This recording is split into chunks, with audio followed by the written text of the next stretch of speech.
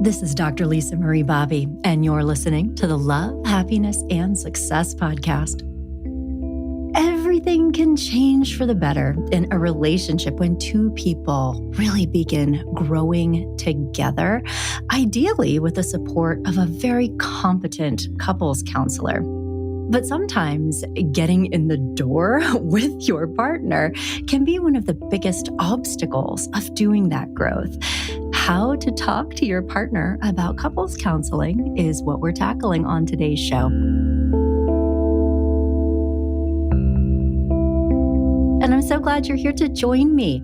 You know, a very common question and pain point I get for people getting in touch with me through my website, growingself.com, or through social media is, Dr. Lisa, so into what you're saying and completely agree. I would love to be able to apply all of these things that you're talking about with my partner, and they do not seem receptive to the idea of doing this with me. How do I talk to my partner about couples counseling to help them see the value of it and want to do this? And I totally get it. This is a very common pain point. And I know that having the talk is crucial in some ways. And again, that first step. And I also understand that it can be difficult. And you can't get into couples counseling until your partner sees the value in the experience and is ready and willing to give it a try. And you know what? The willing part is operant here. Even if you badger / force / harass your counselor, your partner into attending couples counseling with you, if they are really there against their will and they do not want to be there, they're skeptical, they're not, motivated to participate, it does not matter if they are physically sitting on the therapy couch next to you or, with you in a Zoom call. They're not really receptive to the growth experience. And so it doesn't matter if they're physically present.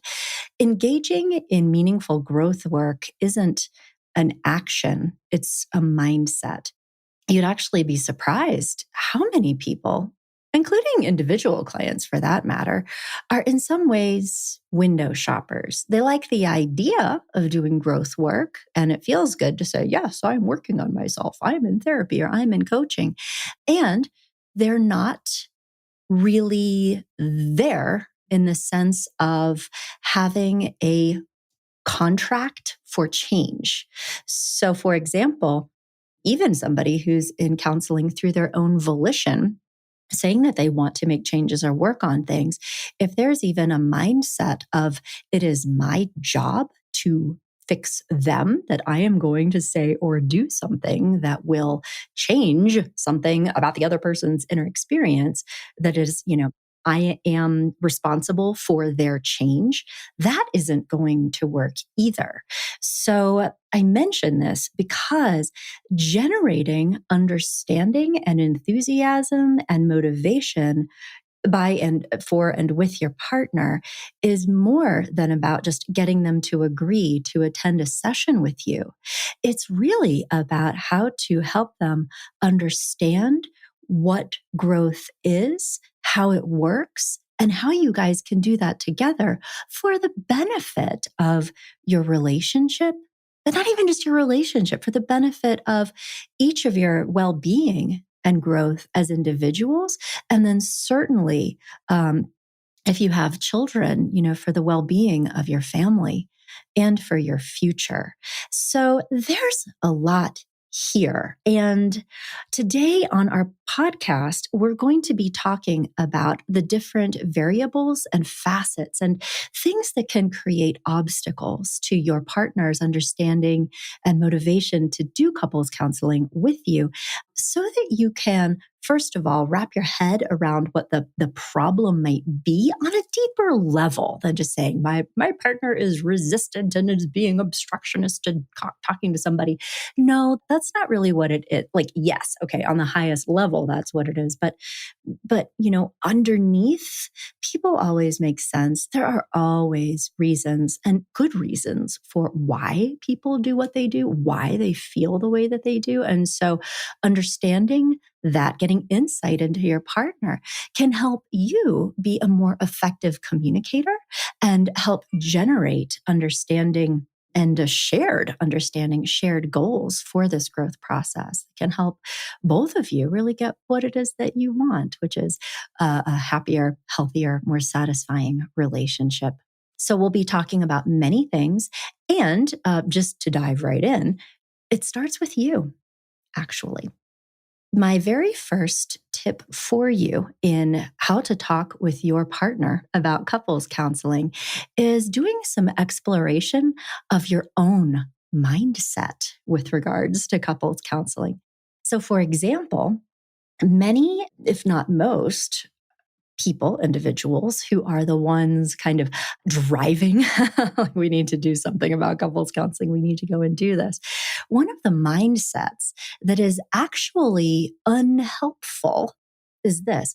We should both want to go to couples counseling. Why am I the one that has to be a driver for this positive change?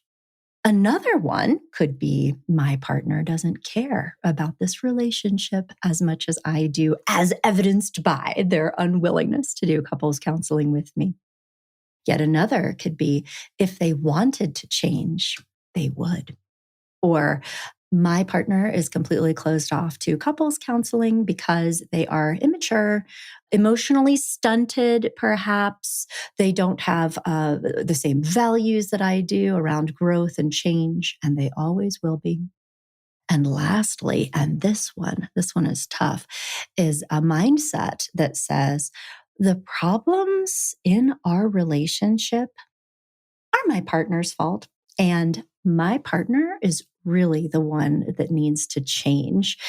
If they were more like me, if they were receptive to my ideas, if they saw things from my point of view, things would be better. And that is why we need to go to couples counseling. It's really to change them.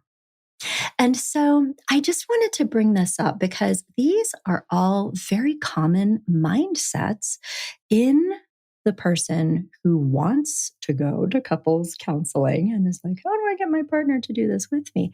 And the reason that I wanted to just bring these up and illuminate these for you is that these are all obstacles to creating shared motivation with your partner to do growth work, believe it or not. And if these are true for you, do not worry, because I think we all think this way sometimes. Beginning to change that on your side is actually a big part of how couples counseling works. But you need to be aware of and begin shifting away from these mindsets and develop a new narrative for yourself before you can even effectively broach the topic of couples counseling with your partner. And I will tell you why. When you carry a negative mindset or a blaming mindset into a difficult conversation, it really, first of all, can throw a towel, like a wet towel, over your own feelings of hope and motivation.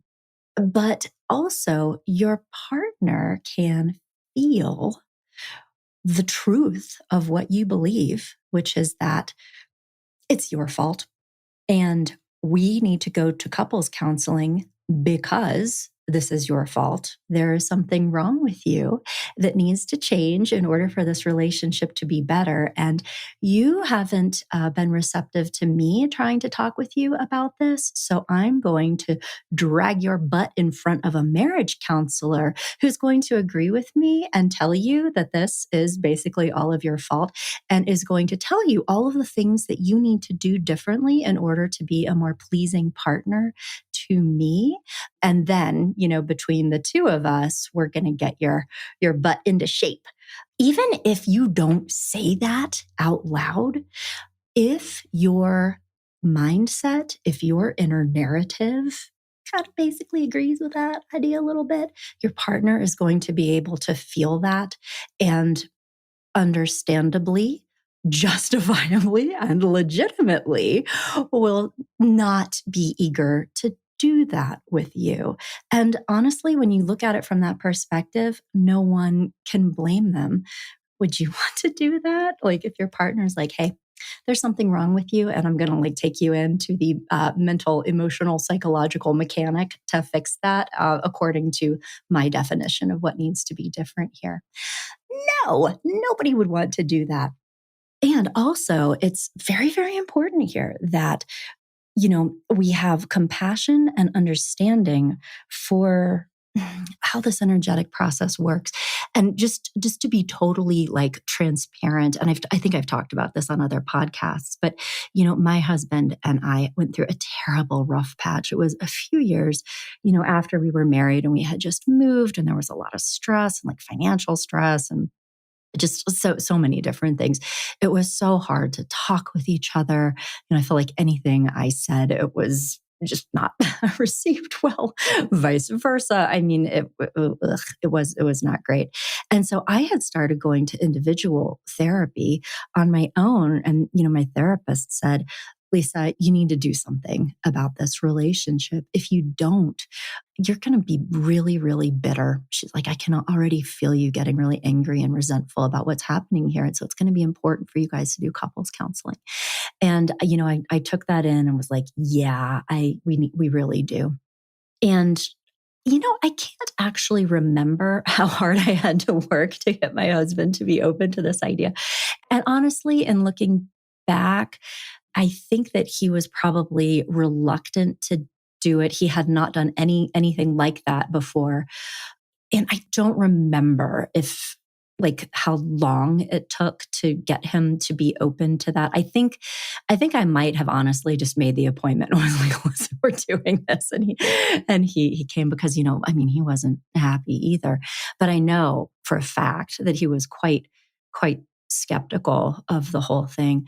And looking back though, I can tell you that at that time, I was firmly convinced that I was the innocent victim in this whole situation. I had a list of 37 things that my husband was doing wrong and that I was not happy about. And I fully believed that we were going to go to the marriage counselor and talk about all of those things. And she was going to be like, oh my gosh, Lisa, I'm so sorry. You have put up with so much for so long. And, Matt, I don't even know where to begin. Okay, let's just begin from the beginning. And Matt, here's what you need to do first in order to be a better partner for Lisa. That's what I thought was going to happen. And to my shock and dismay, that conversation went differently. Certainly, we both had opportunities to talk and, kind of go into how we were each feeling in the relationship. But, one of the things that I learned from that experience that was difficult was that my husband was not really enjoying me that much because of how I was showing up in the relationship. It's like, what? Moi? How dare you? And, with the support of a really effective marriage counselor, was able to let that in and really think, you know what? I haven't been very supportive of him. I've been very focused on myself and my feelings and my own experience and really not understanding what he's been going through lately and the pressure that he's been under and how, I'm really in many ways failing fairly dramatically to meet his needs in this relationship and be a good partner for him. And so here are the things that I need to work on in order to help him feel loved and respected, to improve our communication, to show up in a different way emotionally and, thankfully. And I think, this was early enough in our relationship that we still had a lot of love and goodwill. Things hadn't gotten too damaged, right? And we also worked with a skillful couples counselor who was able to help us talk about those things and also able to help teach both of us, I think, what to do differently. And so certainly part of that was communication. Also, though, a lot of it was like day-to-day strategies to help us manage difficult conversations, differently, how to engage with each other emotionally, how to there was a lot of fighting at that time over, and I think, we hadn't been married very long. And like many couples, we were still trying to figure out how to negotiate like roles and responsibilities in a way that felt equitable in terms of balance. Like, I think I felt like I had too much responsibility in some ways in the relationship. And in looking back, there really were things that needed to be reshuffled there. But we were able to do that and in a very constructive way. And I'll tell you, that was like, the mid 90s when we did that.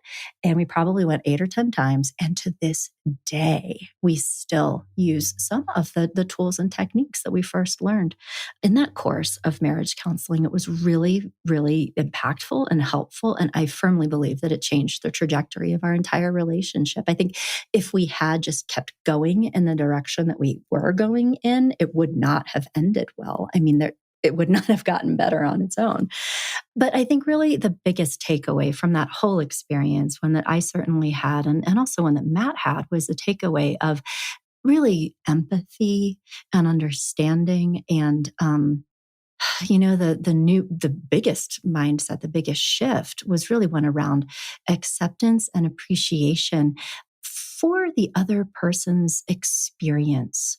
Whenever relationships get strained and difficult, it is because it can be triggered by a lot of different factors. But one of the results is that people get very, very focused on their own experience and become increasingly unable to really see the relationship through their partner's eyes. That is just simply part of what happens.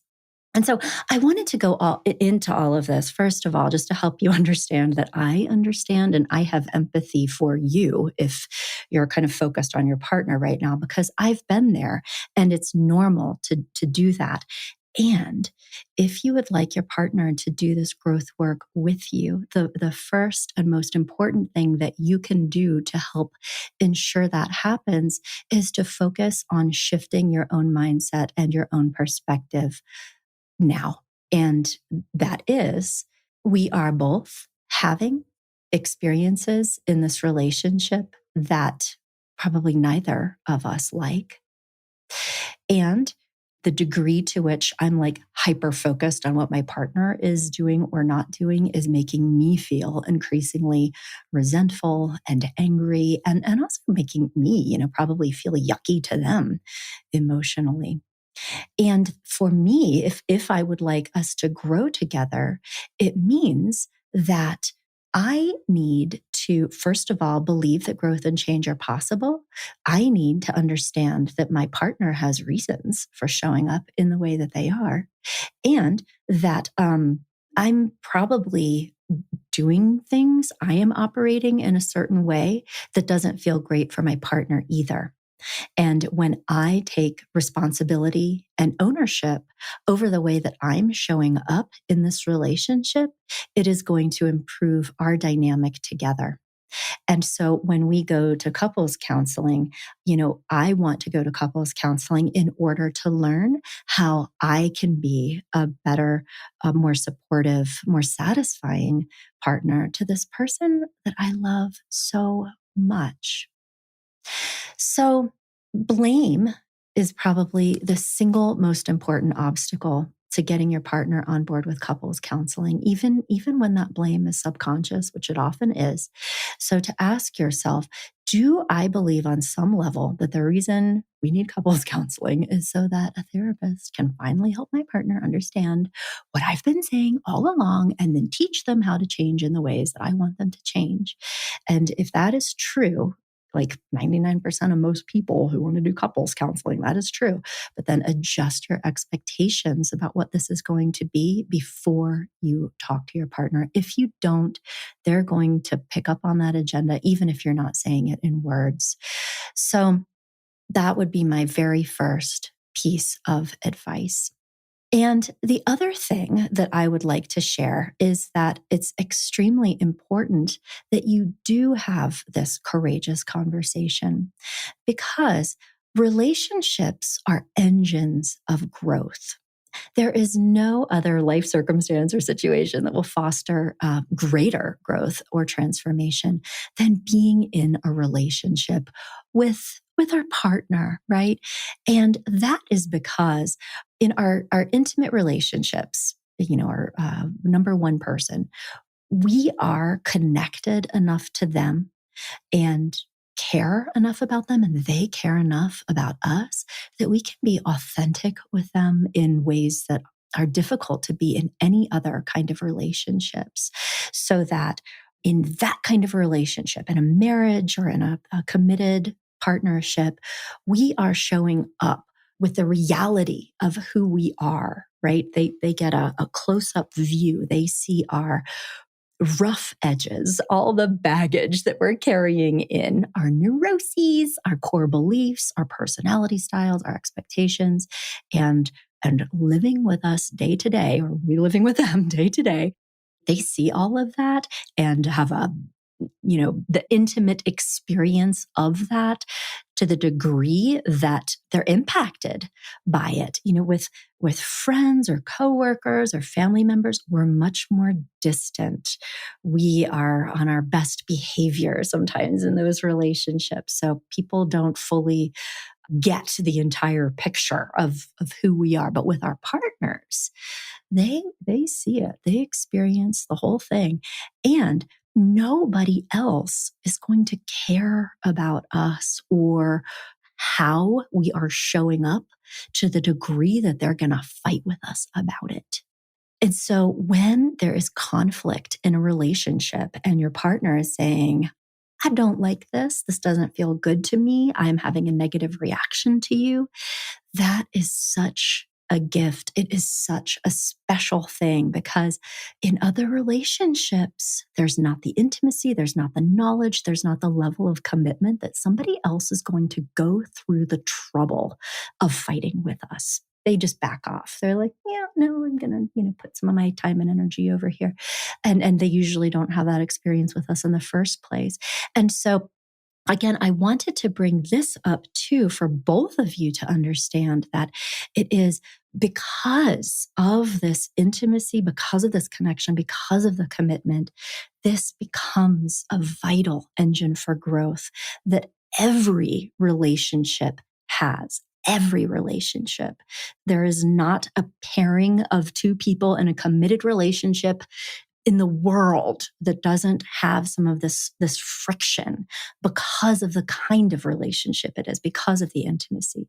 It's like two people in a relationship like this are like two rocks that both have their own variations of rough corners, right? And you would never know about your own rough edges if you were just rolling around the world by yourself. Yeah, you'd bump into something periodically, but two rocks with sharp corners tumbling around, with each other in the same day, in the same life, in the same home constantly. That's when you really feel it. And in this dynamic, we're always more aware of our partner's rough edges than we are of our own. But you both have them, and understanding that you have yours and that those are creating a non-ideal relationship experience for your partner too is the way to grow together, because it brings in that component of personal responsibility that not only supports relationship growth, but it is also the key component to engaging your partner in that growth in the first place. So when you are able to take ownership for your own issues and communicate those to your partner in an authentic and vulnerable way, and communicate that your intention for doing this work is to work on yourself and, hopefully understand their perspective of you and understand how you can be a better partner for them, and your commitment to really doing that work, like 100%, that changes the whole narrative, because all of a sudden it becomes very valuable and meaningful for your partner as well to think, oh, I am not going to be blamed. I'm not going to be called out on the carpet. This is a very sincere and brave, courageous intention that my partner is saying that they are really wanting to be better with a better partner for me. Like that is so inspiring and also motivating for a couple of reasons. Not only are you communicating to your partner that you're going to be working on finding ways to get them more of what they want, right? But it's also like being an example of the kind of change that you wish to see in your relationship is when you go first and you say, here's what I intend to do in order to make things better between us. You become a example of what growth in action looks like that your partner may not have been exposed to before.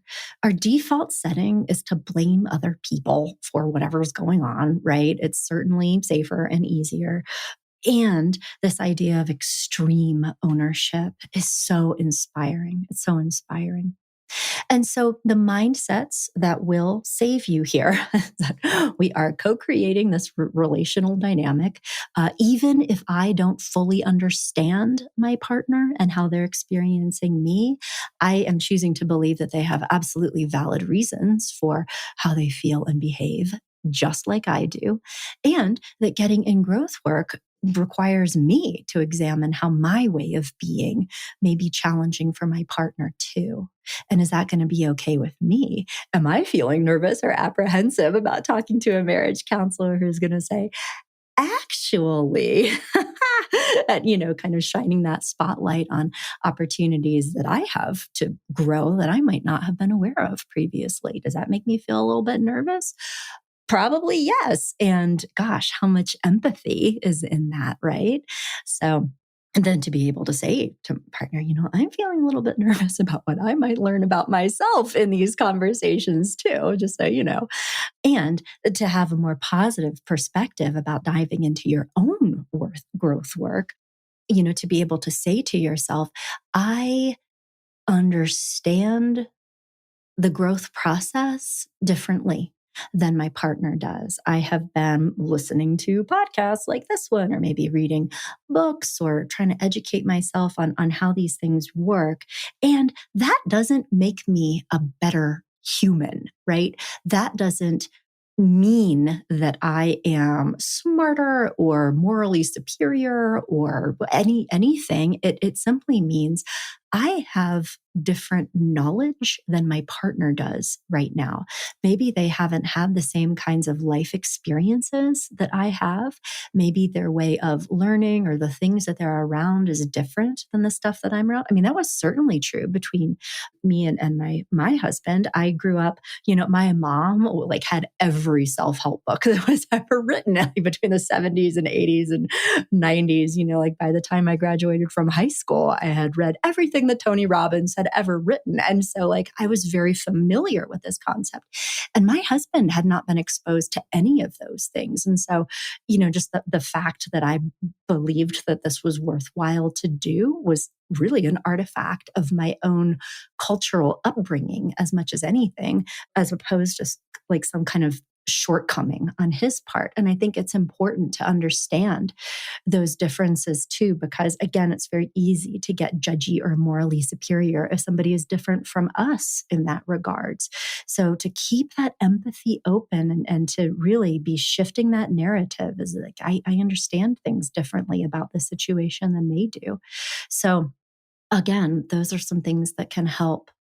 And I also hope too that communicating what I shared to you a little bit ago, either, I don't know if your partner might want to listen to this podcast, or if you want to be communicating the idea that literally all couples bump into each other and have stuff to work on to grow together is a much more, I think, normalizing and positive conversation to have, because another mindset that can be very, very scary for people on the other side, there can be a negative narrative about doing personal growth work or getting involved in any kind of counseling or coaching that sounds something like this. Going to therapy or talking to somebody is something that really damaged, dysfunctional people do. The only people that go to couples counseling are the ones who are on the brink of divorce and who are so bad off or struggling to such a degree that it's like they have to do this. This is a very extreme thing. This is something that only like the worst case scenario situations require. And because we are not that, I don't view us as being damaged or fundamentally dysfunctional or, broken to the degree that we can't figure this out ourselves. I don't want to participate in that because doing so is not congruent with my self-concept of the fact that we're both fundamentally healthy. There are many things going well in this relationship. There's a lot of good happening here, and it's not that bad. So, because of those things, I don't see why we should have to go to couples counseling. And I feel very troubled by the possibility that you feel otherwise. So it's almost like this flight into health, the old Hitchhiker's Guide to the Galaxy reference of hiding your head in the sand. If I can't see you, you can't see me. If I avoid the possibility that there is a problem, then there is no problem. And so engaging in couples counseling, if I were to open myself up to that, it would be accepting the fact that there is this terrible problem. This is a very negative, bad, scary thing. I do not want that to be true. Therefore, I do not want to participate in it. That's a very limiting obstacle, a very limiting mindset. And it's also very, very common, particularly for people who do not have a lot of experience or familiarity or comfort with personal growth work that needs to be addressed directly. What is true is that literally every human has stuff to work on. And our relationships are the primary vehicles of growth in our lives because it is only through our relationships that we will get real feedback. We will experience the reality of ourselves, our current way of being, to a much greater degree than we will in any other scenario. And it is through relational conflict or friction that our growth opportunities are illuminated. What is true is that people who do well in relationships and who do well in life, honestly, are the ones who are the most self-reflective, self-aware, and engaged with the idea that there is always room for growth and improvement, and have a very positive, hopeful, and enthusiastic perspective of doing that work. There's like gratitude and appreciation for the privilege of being able to do that work. I think of it as like somebody who really cares about their health and their wellness would love the opportunity to have a personal trainer, have a nutritionist, have a fantastic, not, doctor to treat diseases, but like health professional who's like, okay, here is how to optimize your physical well-being. And we're going to talk about how you can be the very best version of your physical manifestation that's possible.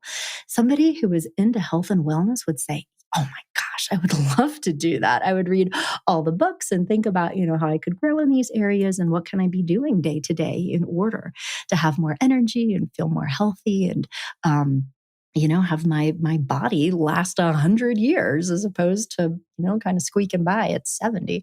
So that kind of example. Another wonderful example might be education. I think there's a lot of corollaries between education and personal growth work or relationship growth work. So, I don't know about you, but for me, to have the opportunity to go to college and understand deeply different facets of a subject matter that then I could use to build a career on that was interesting to me. I was engaged in it, did the work, was excited about it, and learned so many things that I didn't know before. It also helped me develop myself. I mean, to have the skills you need to get through college as part of the growth experience, aside from learning the subject matter and being knowledgeable on something.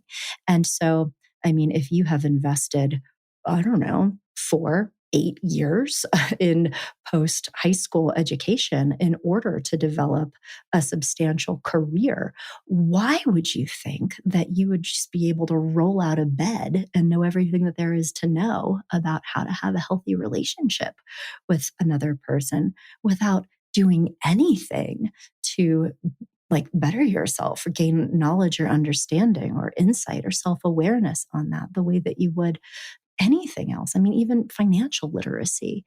If you've spent time and energy on learning how to manage finances in an effective way that helps you achieve your long term goals, I mean, there's everything in life. It requires engagement and a willingness to learn and grow. And so I think that embracing that idea and awareness that personal growth work or doing something like couples counseling is exactly the same thing, except this is how people take care of and create the lifetime goals that they care the most about. I mean, if I were to ask you what is really most important in your life, would your very first thing be my career or how much money I have or, I mean, physical health is always important. If we don't have health, we don't have anything. But like most people that I talk to, like, what is the most important thing in your entire life? It would be, it's my marriage. It is my family. It is the well-being of my children. It is this like center of my life. It is to love and be loved. And without that, nothing else matters really. But there's this weird mental block around the idea of, I need to take care of this relationship in a very proactive way that involves me learning and growing and committing to that growth process. So, the new idea here when it comes to talking with your partner about couples counseling is to attempt to understand first, what is their current operating core beliefs around what it means to go to marriage counseling or couples therapy? What are they telling themselves about it? And so, to have an effective conversation, we must seek to understand as opposed to try to be understood. And so, the recommendation here would be to say something like, I think it would be so helpful for us to really invest in learning how to be great partners for each other and learning how to operate a little bit differently so that we can avoid some of the friction and conflict and unhappiness that I know we've been experiencing lately. I think it would be really helpful for us to do this together, but it seems like you have some concerns or maybe negative core beliefs about this, and I'm really just curious to understand. Would you be willing to share those with me? And then stop talking and just listen. And, you know, I would refer you back onto some of the other podcast episodes that I've recorded about how to be an emotionally safe listener, emotional validation, that even if your partner says things about their current way of thinking that you do not share, that you may disagree with, you see things differently, you would like them to view this differently too. Step one of being able to connect with somebody in a meaningful way is simply to see the situation through their eyes and really listen to what they're saying. And if it seems negative, if it seems expensive, they don't understand the value, why should we go have the same fight on a therapist's couch that we can have in our own kitchen? Like they don't understand what this is, and validate that. I hear what you're saying and I can understand why you would feel down on the idea of going and talking to somebody if this is what it is through your point of view. If that was what I thought that this was going to be, I wouldn't want to do this either. And really just helping them talk about their own feelings and in an empathetic and emotionally validating way. And that's a courageous conversation. And so the another tip I would have for you is to find a quiet time, a calm time to have this conversation and to approach it with curiosity and not an agenda of in this conversation, by the time this is done, I am going to have convinced you that you're wrong and I am right and we're going to do this. No, is to be able to really fully invest yourself in being the kind of partner that is willing to grow and invest in a relationship, which is taking responsibility for yourself. In order for my partner to grow in their understanding of what this is and seeing the value of it, I need to be the one modeling a growth mindset and be showing them how this can work by managing myself, managing my reactions, and working really hard to be emotionally safe and supportive of their experience. That's what I'm going to be doing when we get into couples counseling. And so, no time like the present to be working on that now. So, in that conversation, it could also be super helpful to say things that really highlight your shared goals. Just ask questions like, how have you been experiencing our relationship lately? And then wait for the answer. What would you like our relationship to feel like? If this were better for you, what would be happening? What are the hardest parts about being with me that you experienced lately? And if the responses to those very sincere and heartfelt curiosity questions are things like, I'm fine. I don't have a problem with our relationship, except that you're unhappy and I want you to be happy. And I feel like I don't know how to make you happy. And that if you would just be more content, then I feel like things would be a lot better for both of us. Like your partner might say that to you, which is an indication that they don't really understand what you feel is a problem in your relationship. And that's also valid. And there is a reason for that. So this can be a lot to take in, right? It can be a difficult conversation to have, but the extent to which you're able to stay calm and to be curious and emotionally safe and help your partner talk about their feelings will lead to successful outcomes in your relationship growth. If you start to feel defensive or blamed or angry in that situation, you might say, I can feel myself having big reactions to what you're saying. And I can feel myself starting to get angry right now. And this is one of the biggest reasons that I would love to do couples counseling with you is because, I want to be able to really legitimately understand and respect your point of view. And sometimes I have a lot of trouble doing that. So part of my biggest goal here is to figure out how I can understand your perspective better than I do right now so that you feel loved and cared for and supported by me.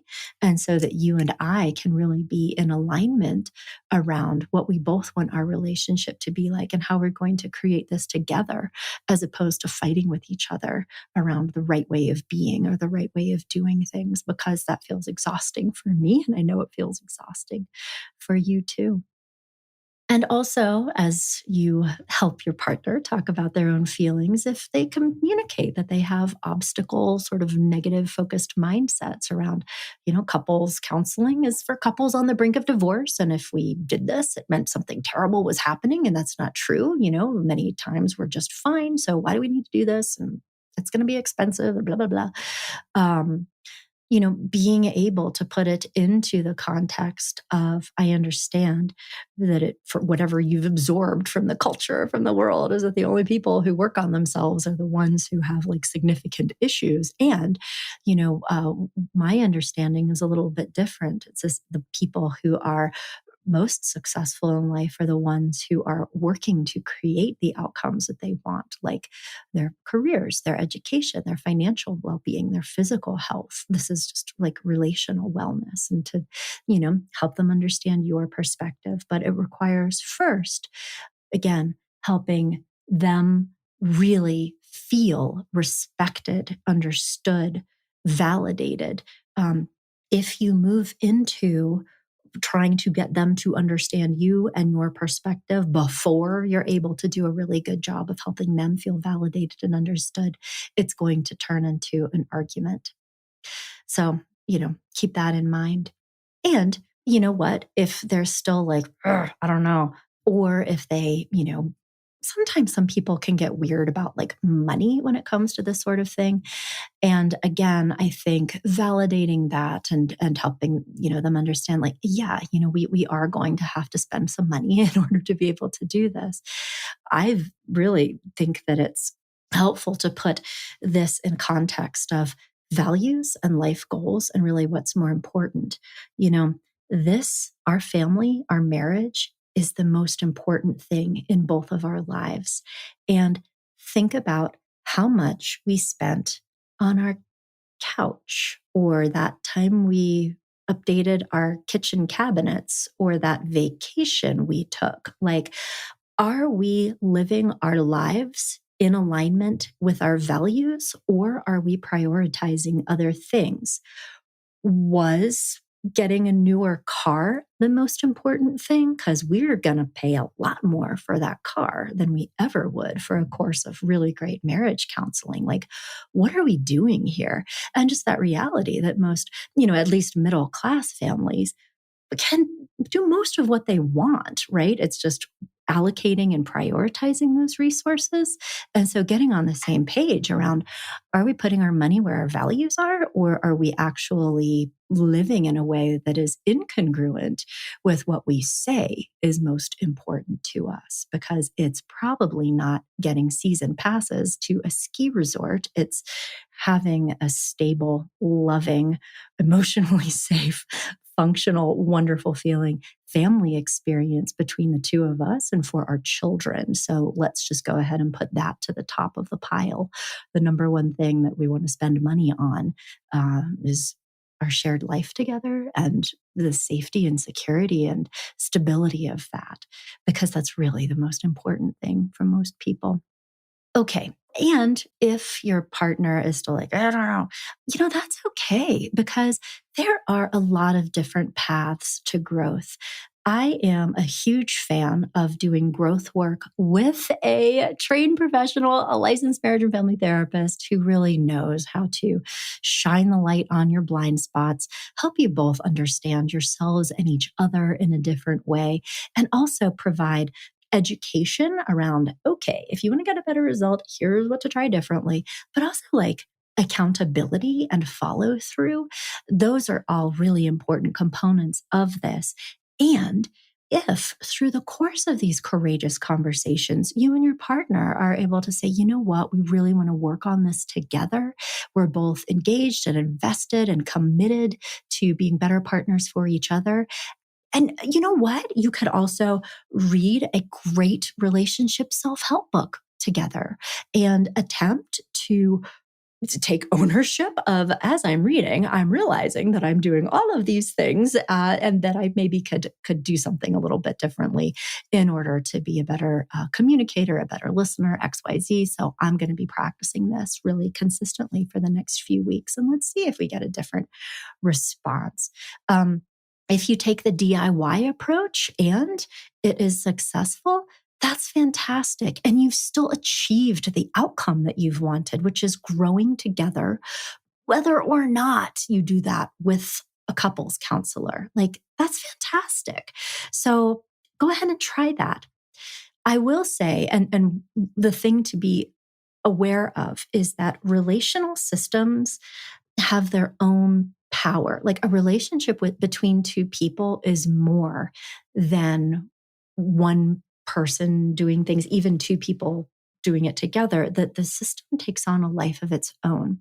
So, for example, a system will often revert back. So say you read the self-help book and you're like, I'm going to commit to doing this differently. I'm going to show up in a different way for my partner. And you begin doing this, and they do respond to it more positively. And they have an old mindset narrative that leads them to respond in the same old way to you, even though you are trying to show up differently. That will push the system back into the old place, because you'll be like, oh, it didn't work. It's not working. Why should I try so hard? They're not taking responsibility for their side of the street. So, wow, that's very, very common. And then additionally, there can also be, and usually is, when it comes to the things that are actually leading people to behave in certain ways, communicate in certain ways, respond to each other in certain ways, interpret each other through those filters, they are often quite subconscious. In the beginning of the work, people literally don't know how they feel, what they think, why they do what they do. It requires a process of growth and exploration to pull those things out into the light in order to say, oh, yeah, I guess I was doing that, or telling myself this about that situation, which makes perfect sense because in my family of origin, these things were true. And I didn't even realize I was kind of projecting this on my partner. But I see it now, and I can understand how that's not really helpful. It leads me to react in a negative way, or a way that doesn't really support the well-being of my relationship. And I'm going to do that differently. So here's a new mindset. Here's, me reconnecting with my values as an adult and the person that I want to be. And here's instruction on how I can put this into practice and kind of stay the course to help be the person that I want to be as an adult in this marriage. That is very difficult to do without somebody holding up that mirror or shining a light or helping pull those things out. So there's so much here. There's so much here. So two last things. I will also just say, and this is just big sisterly advice, so logistics here that you need to be aware of. I've talked about this on other shows, but one thing to be extremely cautious about is that most therapists do not have specific training and experience in marriage and family therapy. So I am an MFT, a marriage and family therapist. I am also a licensed psychologist. And so in my master's degree for marriage and family therapy, I had all kinds of classes around assessment of family systems, family therapy, theory and techniques, interventions, and had a very, very, very different educational path than I did. So after I graduated from my master's program, I became licensed as a marriage and family therapist. Then I entered a doctoral program to become a licensed psychologist, because I was interested and I wanted to keep going. And it was fantastic. I learned so many things. And I did not learn hardly anything about family systems or marriage and family therapy. I learned about how to diagnose and treat clinical mental health conditions. And so it's extremely important for you to understand this as you're thinking about who to reach out to for help. So I just mentioned this because if 95% of therapists offering couples counseling are focused on individual mental health treatment, when you and your partner show up into their office having no idea that they're not an MFT who understands all the things that I've just been talking to you about, and you sit down in your matching swivel chairs, eagerly anticipating, okay, let's talk about our, communication and our attachment cycle and how we're each impacting each other. Particularly if you believe that you can or should use medical health insurance to pay for this, what is going to happen instead of relationship improvement work is that your therapist is going to set about figuring out which one of you is the identified patient which of you holds the diagnosis, and then how is their family therapy interventions going to be treating that diagnosis? So, for example, which of you is really the problem in the relationship? Which of you needs to be the focus of our treatment? Because if you think you might use health insurance to pay for this, that is the statement. One of you needs to hold a diagnosis, and your therapist must set about providing treatment for that diagnosis. And their case notes need to reflect the fact that that's what they're doing. We're here because of Tom's adjustment disorder and irritability. And so in our session today, we talked about how, this couple can work together for the result of restoring Tom to functionality.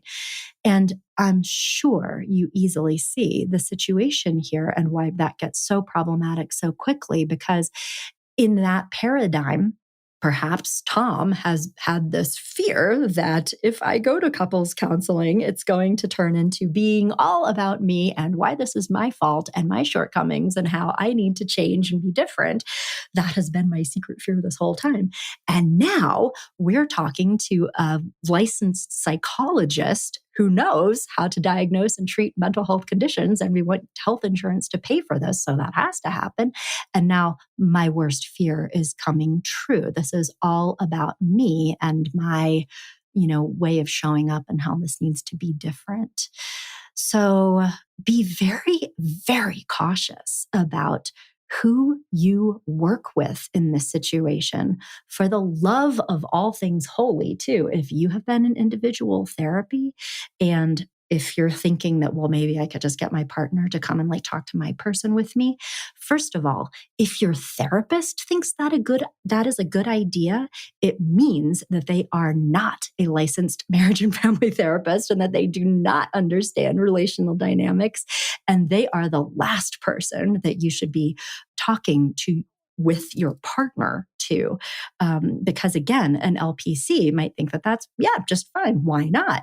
Because they don't even know what they don't know about why that would be so incredibly problematic for so many reasons. So just cross that idea off the list. But really do check out that resource guide that I created for you, How to Choose a Good Marriage Counselor. It's there for you at growingself.com. And I really do hope that you would check it out.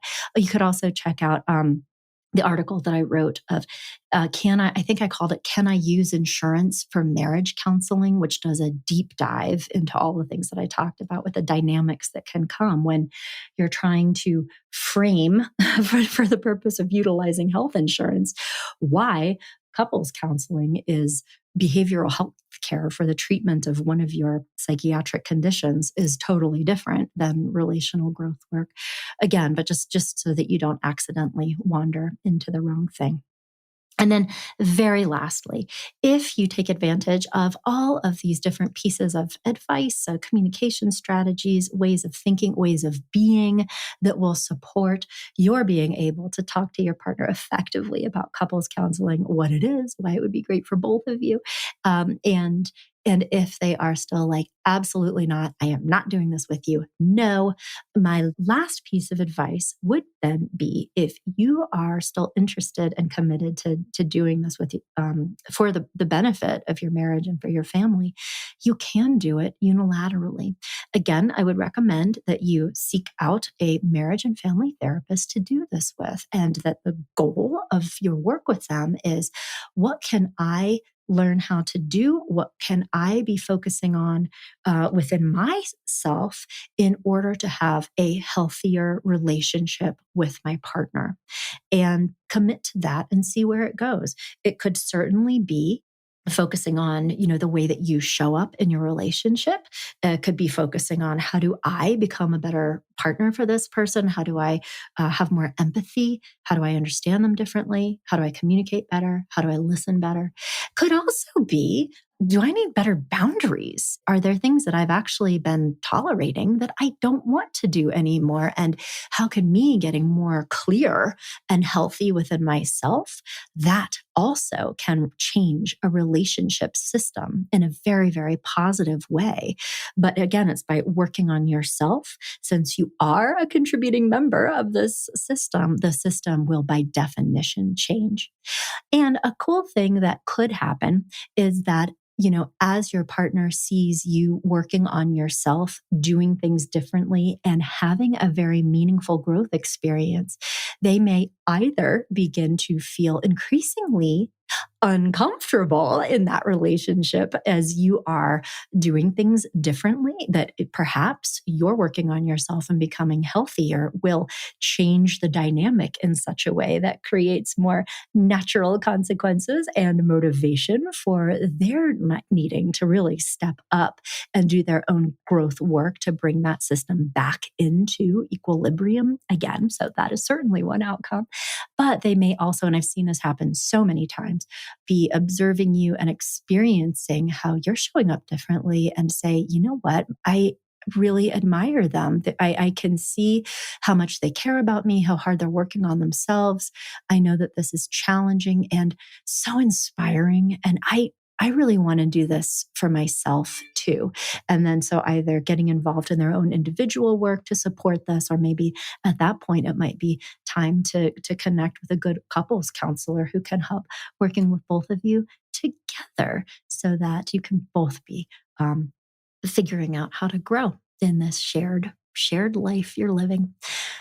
Okay, so I know there was a ton in this podcast. There's another long one, but there's so much to say on this subject. And I really, really hope that you found ideas in here that will be helpful for you, because just even the fact that you're listening to this is so much about you. And I was happy to be able to do something to support your growth and well-being in your relationship. So thank you for spending this time with me today, and good luck in talking with your partner.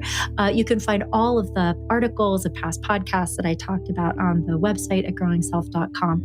You'll want to come into the Love collection. So if you find the blog and podcast page, come into the Love collection. You'll find some of the different articles, but also at the bottom of each of those articles, like blog posts, I have these this like knowledge base with things like, can you use insurance for marriage counseling, how to find a good marriage counselor, how much does marriage counseling cost, all of those. And I hope you take advantage of those knowledge-based articles. And if you would like to share some of those with your partner as well, or even just read them yourself, they are all there for you. I made them for you. So, okay. Thank you again for spending this time, and I'll talk to you next week on another episode. Take care.